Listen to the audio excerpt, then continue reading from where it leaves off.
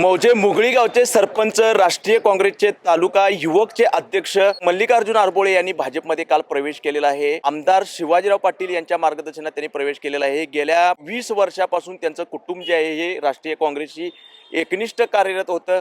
त्यांचे वडील सोमगोंड आरबोळे हे हिरा शुगरचे 35 वर्षे हिरा शुगरला ते संचालक आहे. तर काँग्रेसच्या माध्यमातून त्यांचं सामाजिक विधायक कार्य हे चालत राहतं. पण आज त्यांचे सुपुत्र जे आहेत आणि या मुगळी गावचे सरपंच जे आहेत हे शिवाजीराव पाटील यांच्या मार्गदर्शनात त्यांनी काल भाजपमध्ये प्रवेश केलेला आहे. तर स्वतः मल्लिकार्जुन आरबोळे आहेत आपल्यासोबत. काय सांगाल, काँग्रेसशी एकनिष्ठ घराणं म्हणून आरबोळे कुटुंबाला ओळखलं जायचं. तुम्ही युवकचे अध्यक्ष होता आणि आज जिल्हा परिषद पंचायत समितीच्या निवडणुकीच्या अनुषंगाने तुम्ही प्रवेश केलाय. हो, निश्चितच.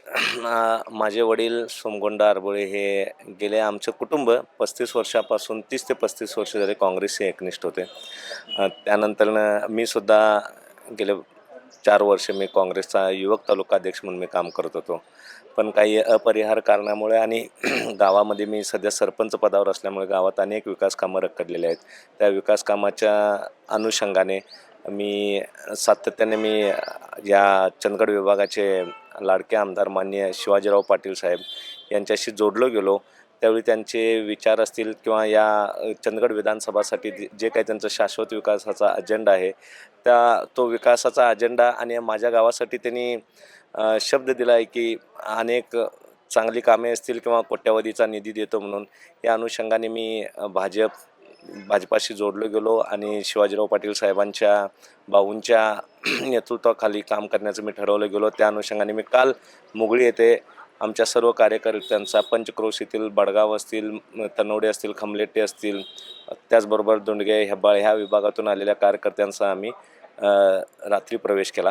कार्यकर्त्याचा प्रवेश झालेला आहे आणि त्या कार्यकर्त्यांना सुद्धा काय आश्वासन केले आमदार साहेबांनी कुठेही विकासाला कुठे आम्ही कमी पडणार नाही. गावच्या असेल किंवा आमच्या जे गटातील कार्यकर्ते असतील, विविध गावात असतील, त्यांना विकासाशी संदर्भात जे काही प्रश्न असतील ते निश्चितच प्राधान्याने सोडवू. त्याचबरोबर आमच्या सर्व कार्यकर्ते असतील किंवा वैयक्तिक मी असतील, वडील असतील, त्यांचं उचित मान सन्मान ठेवू. त्याचबरोबर पक्षाचे जे काही ध्येय धोरणे आहेत ते सुद्धा आम्ही त्याला अनुषंगाने आम्ही जोरात काम करू, हा सुद्धा शब्द आम्ही भाऊंना दिलेला आहे. आम्हाला एक लक्षात येते की भाजपमध्ये कार्यकर्ता असतील किंवा आमदार असतील, सर्वांना समान वागणूक आहे. जसे की आपल्याला अनेक नेते मंडळी आहेत, ते अनेक वर्ष मंत्रिपदावर होते, आमदार पदावरती, पण ज्यावेळी त्यांना संघटनेचं काम आलं त्यावेळी त्यांनी आपली पदं बाजूला ठेवून त्यांनी संघटनेसाठी काम केलेलं आहे. इथे कार्यकर्ते असणाऱ्याला सुद्धा सन्मानाचं वागणूक मिळते. त्याचबरोबर आपल्याला माहिती आहे की गडिंग्लज उपविभाग हा काँग्रेसचा बालेकिल्ला होता, पण काँग्रेसमध्ये गटबाजीचं ग्रहण लागलेलं आहे.